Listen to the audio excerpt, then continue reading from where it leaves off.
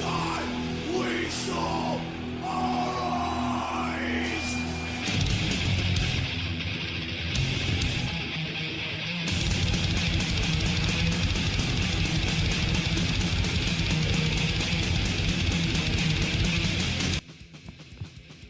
Sepultura was never supposed to become one of the biggest metal bands in the world. They came from Brazil, far away from the American and European metal scenes, with no money, no industry, and no support. Just passion, anger, and something to prove. But that's exactly why this story hit so hard. Because Sepultura didn't fall apart because the music got weaker. It fell apart because the people behind the music were breaking inside. This is how one of the greatest metal bands ever ended up destroying itself. If you weren't there, it's hard to understand how insane Sepultura's rise was. Two teenage brothers, Max and Igor Cavalera, living in Belo Horizonte, a city where metal music wasn't just underground, it was invisible. They had cheap instruments, barely any rehearsal space, and zero connections. What they did have was the hunger, and a sound that felt like a riot. Albums like Bestial Devastation, Schizophrenia, and Beneath the Remains didn't just sound heavy. They sounded like a band trying to claw their way out of the world they were born into. And then a rise pushed them into global recognition. Sepultura was no longer a Brazilian band, they were a world-class metal force. And for fans, it felt like watching the impossible happen in real time.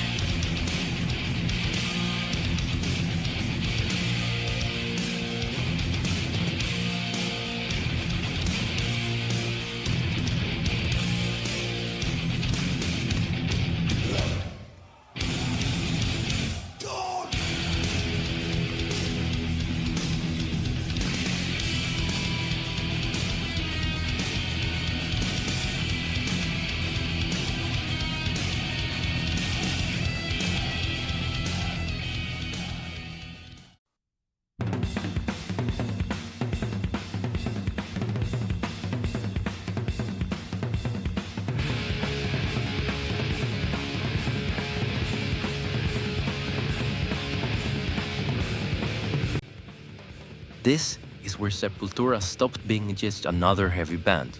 This is where they became innovators. Chaos AD was a turning point. Groove, rhythm, message. You could hear the world waking up to them. And then came Roots, the album that changed everything. Not just for Sepultura, but for metal as a whole. Ross Robinson pushed them to experiment.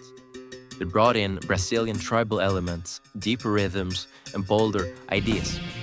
It was heavy, but it was spiritual. Chaotic, but intentional. Roots didn't sound like anything else in the 90s.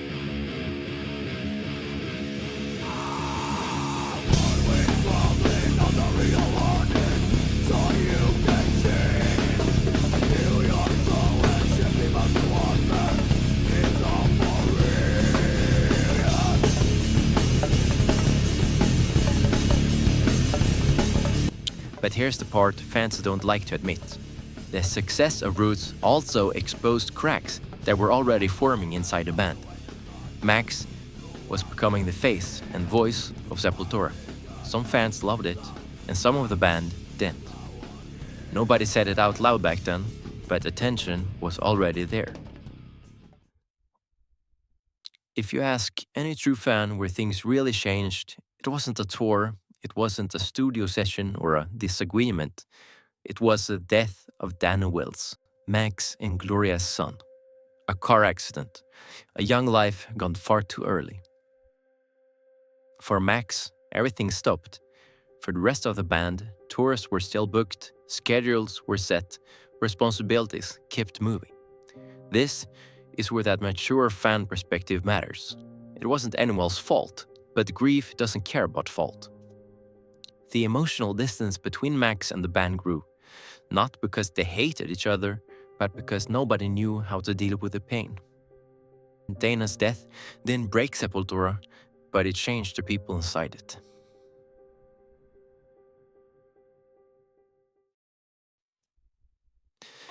So this is the part of the story that still hurts to talk about. Tension around management had been building for years. Gloria, Max's wife, was also their manager.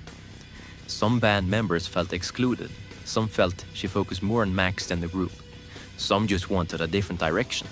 Again, no villains, just people who stopped communicating. But the way it went down was brutal. The band wrote a letter, a formal letter, and not a conversation, saying they no longer wanted Gloria as manager.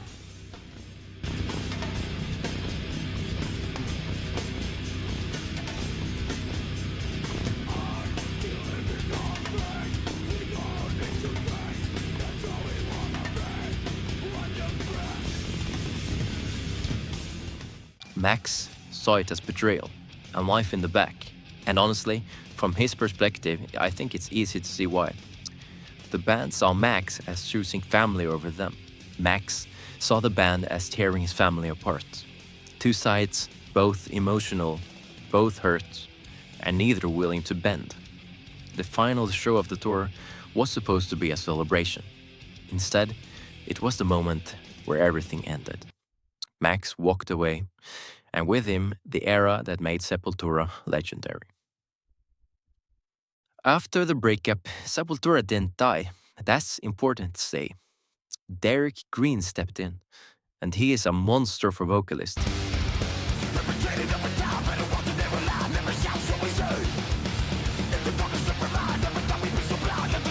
The band kept making albums, they kept touring, and they kept the flame alive. They earned respect the hard way. But something had changed. The global spotlight dimmed, the cultural impact was never the same again.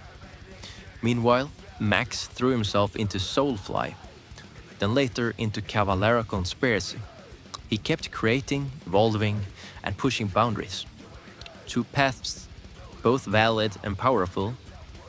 But for those who grew up on the Cavalera era, there was always a feeling of what could have been. Because the truth is simple. Sepultura and the Cavaleras were never stronger than when they were together. Sepultura's story isn't a story of heroes and villains. It's the story of talented, passionate people trying to survive grief, ego, pressure, success, and the chaos of life. They changed metal forever, even if they couldn't stay together. And maybe that's why the legacy still matters. Because every time a new fan discovers Arise, or Chaos AD, or Roots, they're reminded of what this band was capable of. And every time Max and Igor reunite for old school songs, you can still feel the energy of what once was, and what will always be.